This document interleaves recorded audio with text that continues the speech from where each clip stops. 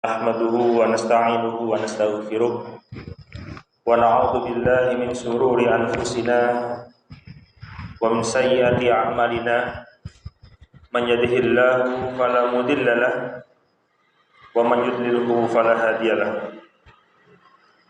Asyhadu an la ilaha illallah wahdahu la syarika lah wa asyhadu anna Muhammadan abduhu wa rasuluh. Allahumma shalli wa sallim ala nabiyyina Muhammad wa ala alihi wa ashabihi wa man tabi'ahum bi ihsanin ila yaumiddin, amma ba'du. Alhamdulillahirabbil alamin. Kita bersyukur kepada Allah Subhanahu wa taala atas segala nikmat yang Allah berikan kepada kita, baik nikmat kesehatan, nikmat kesempatan, nikmat yang Allah berikan yang sangat luar biasa, yang kita selalu bersyukur kepada Allah Subhanahu wa taala dan kita selalu memohon kepada Allah Subhanahu wa taala, yaitu nikmat hidayatullah, hidayah yang Allah berikan kepada kita semuanya. Karena hidayah Allah Subhanahu wa taala tidak diberikan kepada orang-orang yang Allah kehendaki, dan hidayah Allah juga akan diberikan kepada orang-orang yang Allah kehendaki. Maka kita selalu berdoa kepada Allah Subhanahu wa taala agar selalu diberikan hidayah oleh Allah Subhanahu wa taala di dalam kehidupan kita sehari-hari. Bapak Ibu jamaah salat subuh rahimani Allah, mungkin sedikit yang dapat kami sampaikan pada pagi hari ini yang berkenaan dengan satu hal yang mungkin selalu kita kerjakan di dalam kehidupan kita sehari-hari. Tetapi hal ini merupakan hal yang buruk di hadapan Allah Subhanahu wa taala, yaitu adalah kezaliman. Zalim dalam arti terlek dalam bahasa Arab, yaitu tidak menempatkan sesuatu pada tempatnya. Ini merupakan zalim.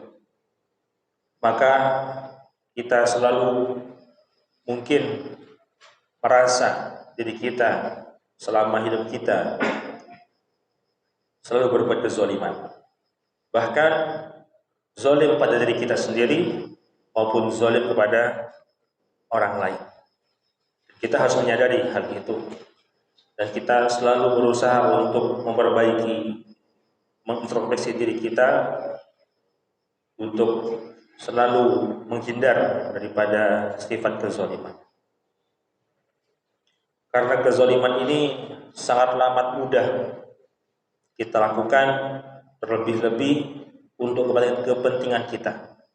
Karena kita sebagai seorang manusia memiliki sifat, memiliki hawa nafsu yang sangat amat luar biasa, dan terkadang dan pasti kita selalu dibisiki oleh syaitan, minal jin wan nas, dari golongan jin, artinya kita tidak bisa melihat syaitan tersebut, dan an-nas yaitu manusia, yaitu setan yang berbentuk manusia yang selalu membisiki telinga-telinga kita.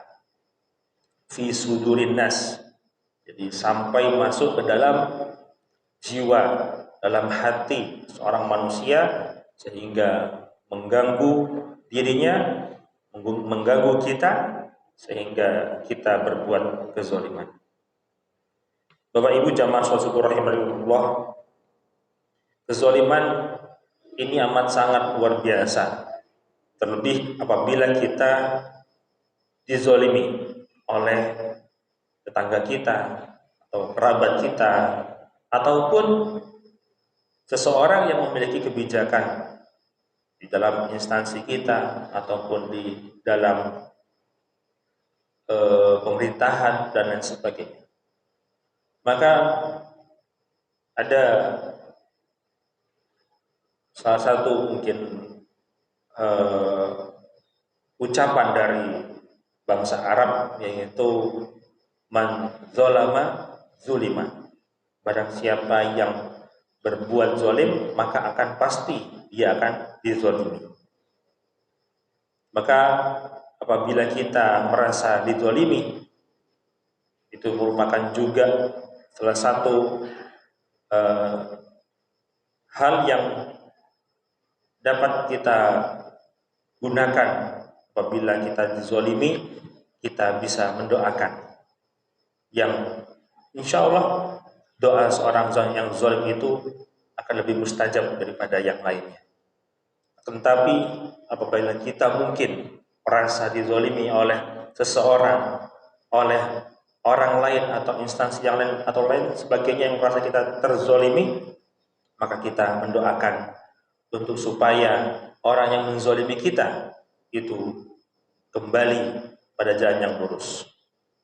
Ini yang harus kita tekankan, karena sejatinya apabila kita merasa dendam, merasa marah terhadap orang yang menzalimi kita, maka sebaliknya kita mendoakan mereka yang menzalimi kita tentu dengan hal-hal yang baik.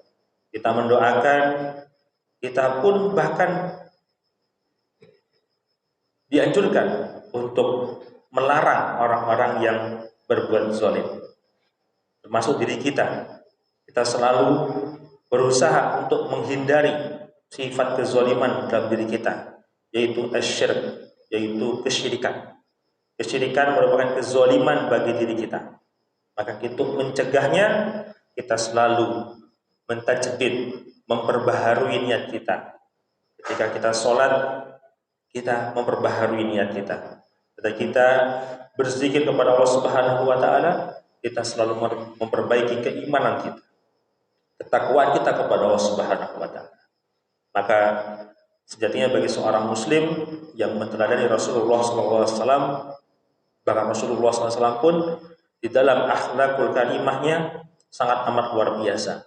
Beliau dizalimi, beliau bahkan dicaci maki, bahkan sampai dilempar kotoran dan lain sebagainya, beliau tetap tidak pernah dendam kepada orang tersebut. Tapi beliau mendoakan, beliau selalu datang, menghormati dan lain sebagainya.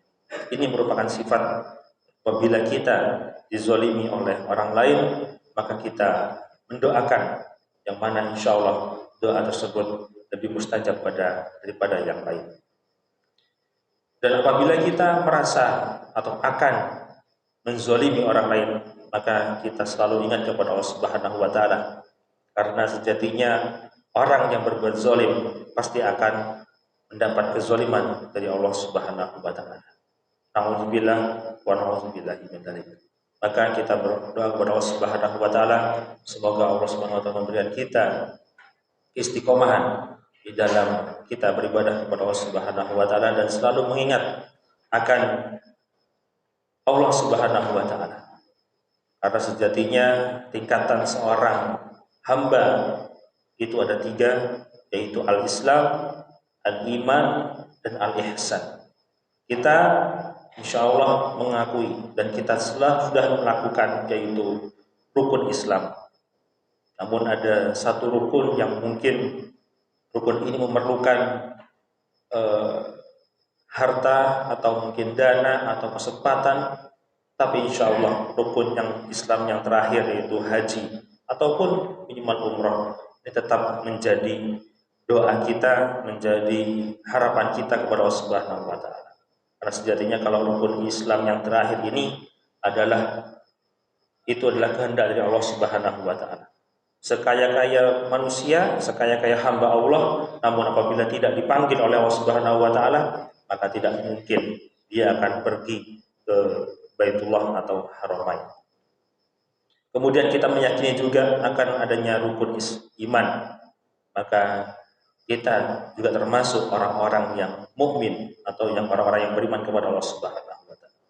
Dan apabila kita memiliki derajat atau tingkatan yang tertinggi, yaitu al-ihsan, insya Allah kita merasa Allah melihat kita. Apabila kita tidak merasa seperti itu, Allah melihat apa yang kita kerjakan. Kita tidak bisa melihat Allah, tetapi Allah bisa melihat kita. Maka ini derajat atau tingkatan yang amat sangat tinggi, dan kita selalu berdoa kepada Allah Subhanahu wa taala agar selalu dilimpahkan atau diderajatkan di dalam al-ihsan. Insyaallah apabila kita sudah memiliki perasaan al-ihsan atau kita sudah sampai ke dalam tingkatan tersebut, insyaallah kita terhindar daripada sifat kezaliman. Aqulu qouli hadza wa astaghfirullah li wa lakum wastaghfiruhu innahu ghafurur rahim. Subhanakallahumma wa bihamdika asyhadu an la ilaha illa anta astaghfiruka wa atubu ilaik. Assalamualaikum warahmatullahi wabarakatuh.